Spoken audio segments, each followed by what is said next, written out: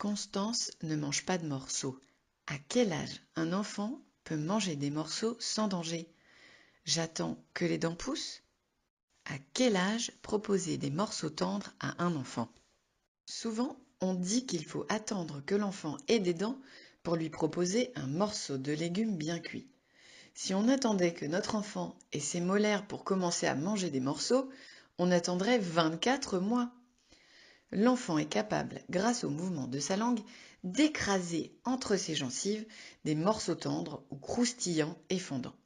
Donc, dès 8-9 mois, vous pouvez proposer des petits morceaux tendres ou croustilles fondants à votre enfant en étant bien sûr présent à côté de lui.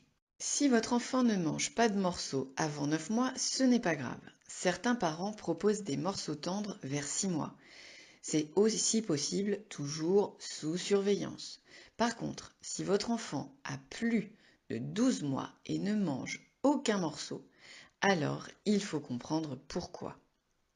Je n'ose pas lui en donner, j'ai peur. Peut-être avez-vous eu peur de la fausse route avec un morceau et de ce fait, vous ne lui en proposez pas.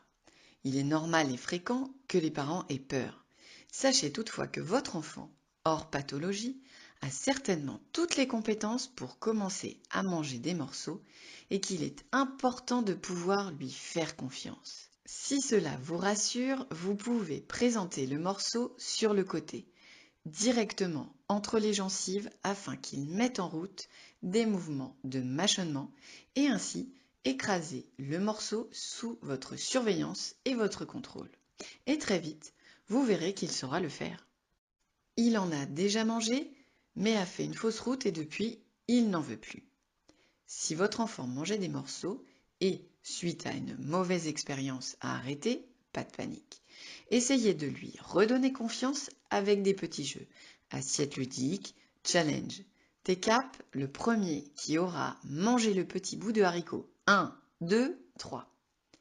Ces petits jeux vont lui permettre d'amener le morceau de manière progressive vers sa bouche, petit à petit, sans y être forcé. Continuez de respecter le rythme de votre enfant. Il pourra appréhender doucement le morceau et cela lui permettra de réessayer en toute confiance. Si ces angoisses perdurent, n'hésitez pas à en parler à votre médecin, qui pourra prescrire à votre enfant un bilan orthophonique ou orientera vers un psychologue. Il a un haut-le-cœur quand un morceau est présent dans sa bouche. Certains enfants présentent un haut-le-cœur, réflexe nauséeux, quand ils ont un morceau en bouche. Ce réflexe nauséeux peut être normal lors de l'introduction des premiers morceaux en bouche. C'est la première expérience pour lui. Il va ensuite s'habituer. Par contre, il n'est pas normal que ce réflexe nauséeux persiste alors que vous proposez régulièrement des petits morceaux à votre enfant.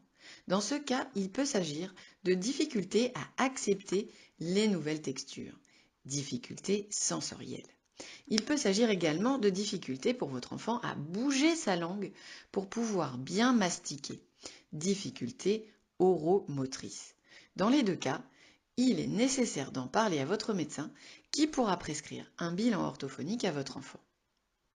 Il fait des boulettes dans sa bouche et finit par recracher. Certains enfants ont tendance à faire le hamster et stockent les aliments dans leur bouche après les avoir mâchés. Ce comportement, s'il persiste au-delà de quelques semaines, est à prendre en compte. En effet, il peut être le signe que votre enfant ne sait pas bien bouger sa langue pour pouvoir rassembler le bol alimentaire et le déglutir. Et ou bien nettoyer sa bouche.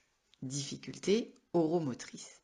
Ou il ne sent pas bien le bol alimentaire en bouche et retarde ainsi sa déglutition. Difficulté sensorielle. Or, les aliments qui restent longtemps en bouche favorisent le risque de carie. Il est donc important d'agir et de prévenir ces difficultés. Il convient alors d'en parler à votre médecin qui pourra prescrire un bilan orthophonique à votre enfant. Manger des morceaux tendres est possible même sans dents. Si après quelques semaines d'essai, votre enfant éprouve encore des difficultés, haut-le-cœur, stockage en bouche, parlez-en à votre médecin. C'est peut-être un signe d'un trouble alimentaire pédiatrique, trouble de l'oralité.